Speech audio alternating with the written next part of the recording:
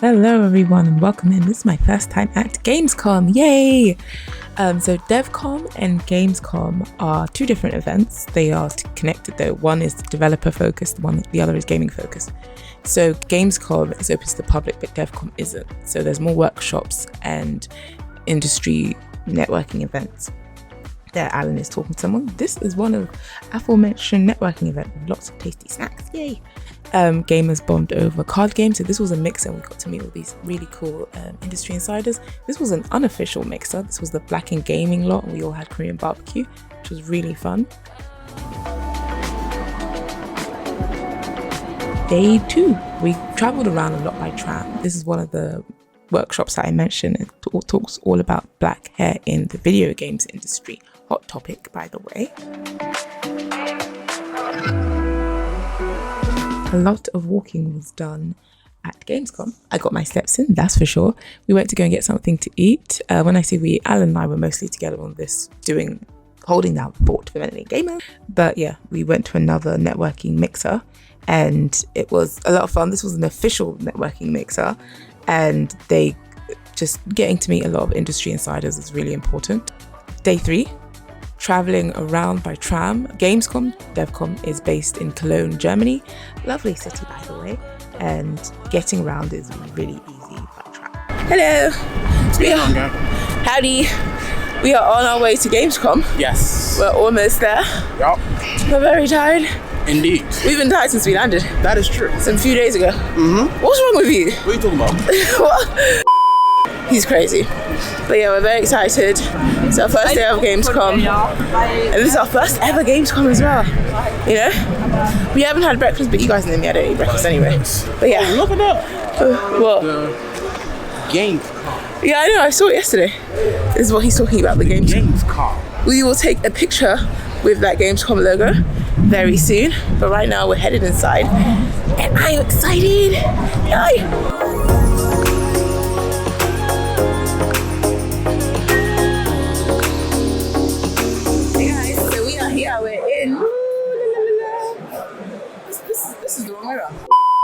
Hey guys, so we are here. We are in the camera. Hey, where's your house? My badge is here. I got the advanced badge. He doesn't have the advanced. The basic badge. I was one that got us both these badges, so there's that part. Basic badge. So there's that part of the story. We're in here and there are a lot of people in here, but it's pretty cool. Wait, this is gonna be just very like ad hoc. Anyway, we have to make the rounds because I've heard that you have to start swimming through people. Yeah. On the consumer days. Apparently there's so many people that you can't actually do this in one day. Yeah. If you walk from end to end, it's half an hour. Half an hour if you just walk from end to end. So I'm going to be getting my steps in, that's for sure. But yeah, there is a lot of things and we will be showing you all about. I can't wait. I'm very excitement. I'm very excited. It's the Highlander. But yeah, Yeah, let's get it. Let's go.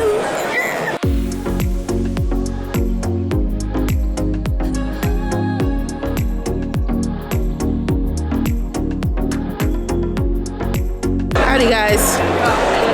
After a very quick snackaroonie, we went to have brunch with Wings. She'll see. Now we're back at Gamescom again. A lot of walking is being done, that's for sure.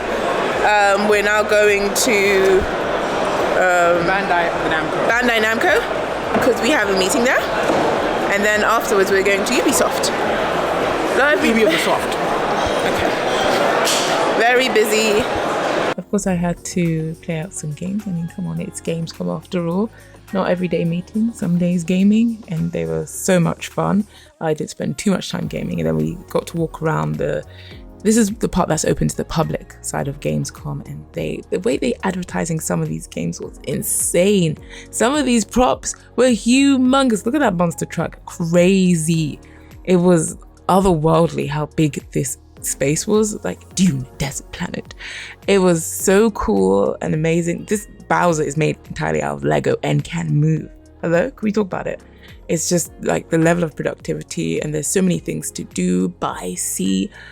It's just, there's just so much content, you know, cosplaying, everything. There's just so many things to do. You cannot be bored here, like in terms of coming to visit it. And there was just so many things. So a lot of ways to spend your money. Hello. Why do I do that? What's going on, my people? Okay, anyway, so after a long day of Gamescom, day one of Gamescom. It was lit, by the way. Yeah, it was amazing. Very exhausting though. There is an after party. There's actually 4 after parties on right now. We are headed to the first one at the Design Post. And then we're going to another one. We tried to get into a third one, but apparently it's I think we should sneak in. I'm not gonna lie to you. No, we're not going to. Sneak in as the help. I'm like, the help? Hello? What do you think this is? Yeah. I don't think You so. can slip some cards underneath people's drinks. No, we're not doing any such thing. But yeah, this is the first after party that we're headed to. And then we will be going to the second. So yeah, we'll see what it's like inside. Now I can take it. Cheers. Hey! Gotta make sure we do the eyes. Hey guys, as you can see, I'm really tired. This is our second day of Gamescom, 4th day of being here. I don't even know. The days are literally blurring together right now, and it's just crazy. We had an after party yesterday. I think it was at the Lindt Chocolate Factory Museum, which was really cool. Like I was like, what? Hello? A chocolate factory? Of course, there was chocolate there. Like, don't worry. And you know, if you know me, you know that my pockets was not empty. This is probably like the most I've ever done makeup in a row, and it's crazy. It's just like, oh my god, this is so much makeup. Don't get me wrong, I like makeup and you don't have to wear makeup to events, but sometimes I feel like having makeup on is almost part of like my armor as to like preparing. I don't know, I'm babbling. I think I'm a bit nervous for the panel today, which is all the way at 5. I wish it was in the morning, so it was like, hey, just get it over and done with. Not that I'm not gonna enjoy the panel, I just get very nervous with these things, you know, and it's just like, I just want to get it over and done with, you know? I think next time I'm gonna be like, oh, can we do the panel on the first day, please? And then I can just relax, because it's just like I've been nervous the whole time. Even last night I was trying to unwind and I was just like, oh, the panel. And then Alan and I went through the panel again yesterday, so I'm gonna end up looking crazy right now. I don't even know what I'm doing with this makeup. But you know, I don't know. We're gonna get ready. We're gonna go to the event. We're going early because there's this Brazilian brunch that we've been invited to at the actual Gamescom event. Then I have an interview with the Gamescom people, and we have the panel. Oh, so yeah. See you then. Guys, howdy. I'm at Gamescom with Alan. We were late for the Brazilian brunch because he took a 25-minute shower. Whoa! I don't know what he needed to do for 25 minutes. Whoa! Why it took him so long, but yeah. And then when we got out the station, he was slow, just having a stroll. As if we didn't need to power walk our way here. So we literally arrived at the Brazilian brunch. That's how it works. 11:59. It finished at 12. This shades. I'm not ruining it for anything. So yeah, unfortunately, there's no brunch.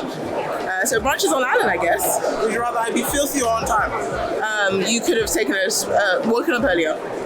No, that wasn't the option I gave. So that's filthy or on time. So yeah, we're just gonna, I have something at 12, but we're gonna find where our actual panel is because we don't know. My name is Annabelle. Guten Tag, since we're in Germany. That's the only Belgian I know. My name is Annabelle. I'm the founder of Manly Gamers, which is a gaming company that promotes diversity and inclusion in the video games industry. And I'm here with my lovely panel members who are going to introduce themselves. I'll start with Alan first. Hello everybody, my name is Alan. I'm also part Speaker. Hello everybody, my name is Alan. I am also part of Manly Gamers. I am the principal researcher, so it's my role. One of the roles that I have is that I collect and analyze the data within the gaming industry, and I then apply it to presentations and panels such as this.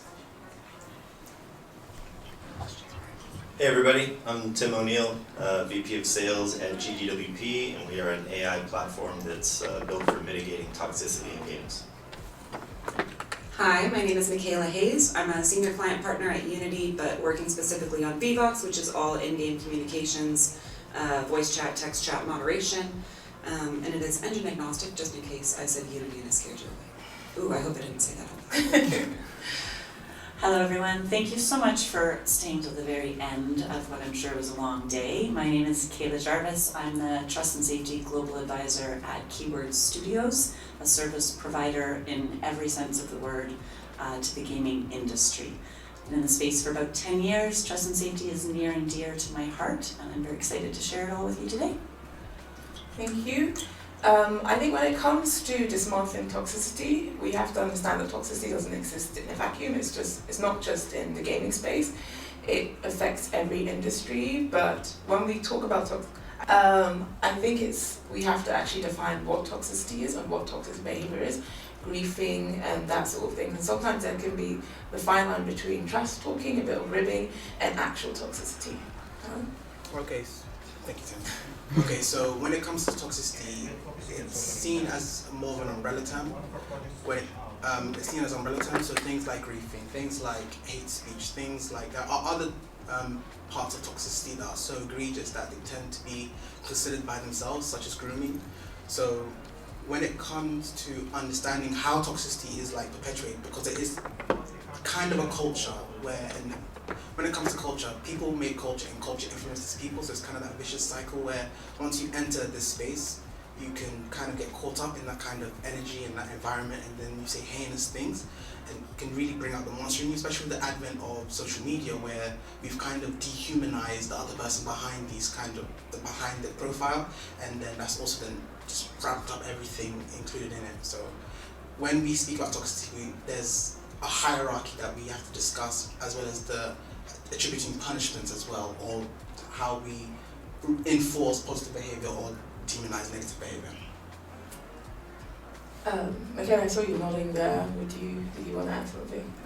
Oh, I was just going to say yes to everything you said, but also I feel like it's, along with the social media aspect, in gaming it's even more anonymous because your gamer tag doesn't really have any affiliation. I mean, maybe, but it doesn't have an affiliation with who you are, where you live, and what you're up to. So it's even more removed, I feel like. So it just intensifies the issues at hand, but I think we'll get into that as well. Kayla, did you want to add something? Sure.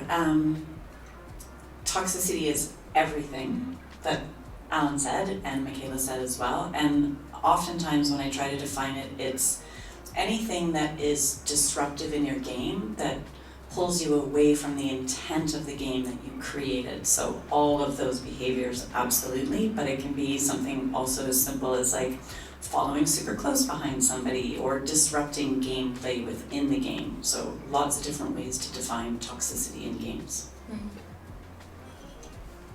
I think when it comes to it specifically in gaming and how it's become, unfortunately, part of gaming culture, it's really important to work with the data and how, because sometimes you say, oh, this person hurt my feelings, but maybe that was a you thing, they hurt your feelings. But when you keep getting case by case similar stories, it's not one person's stories, it's everybody. Everyone is being affected by something that we all kind of know and love, and analysing the data and trying to find ways to combat it is also very important. Alan, our data guy. Yeah, when it comes to the data, we've seen an uptick, an increase, especially post-COVID when gaming was kind of, I want to say, normalized during that period, especially like we saw like papers come out online how gaming is good for your mental It well-being. became cool to be a gamer. Essentially, Yes. Essentially. So we saw a lot of papers come out how it was like really good for the social interactive, but with more players comes more of everything else. So in that kind of regard, we have seen an increase in it, and it's... And I think also when it comes to trying to combat toxicity, it's also where do you draw the line between, oh, I can say whatever I want versus, no, you can't. You know, people are like, well, free speech, and they sort of harp on about free speech, but it doesn't mean freedom of consequences from some of the things that you say. And some things are actually classified as hate speech. And so I think there needs to be that line with gaming. Amongst your friends, it's established the rules where you can kind of say whatever you want, but when you become an online space and you're playing with randoms, strangers, you can't just say whatever you want. There are consequences, and I think those consequences aren't really being seen, and that therein lies the problem, you know? Thank you guys so much, appreciate it.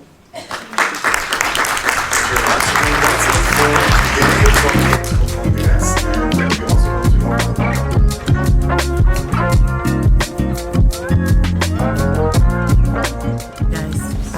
So we're on the train, Alan and I. Alan is fast asleep, by the way. And we're going back to London. We're going back to London early, actually, so we changed our ticket with some switcheroony stuff that I can't admit to. So yeah, it's Friday morning, very early in the morning. Our train was at 7:40. So when I say early, I mean like super early. So yeah, really, really tired, just reading. Obviously got a nice window seat, it's lovely. Like Alan is fast asleep. No, I'm just reading my book. Lovely. But yeah, really tired. The panel went so well yesterday. So happy with how it turned out and everything like that. Then we went to an after party. We went to 2 after parties, so there's that part of the story, which is probably why my voice sounds like this. I haven't had any sleep because when we came back from the after party, it was like 2, and then our flight, our train was at 7, so we had to get there an hour early. So like, we just had to pack and like just dip. So yeah, no sleep, which is why I look crazy. I'm saying I'm crazy. But yeah, so yeah, enjoying the views, reading my book, and I can't wait to go back in London. I'll see you guys then.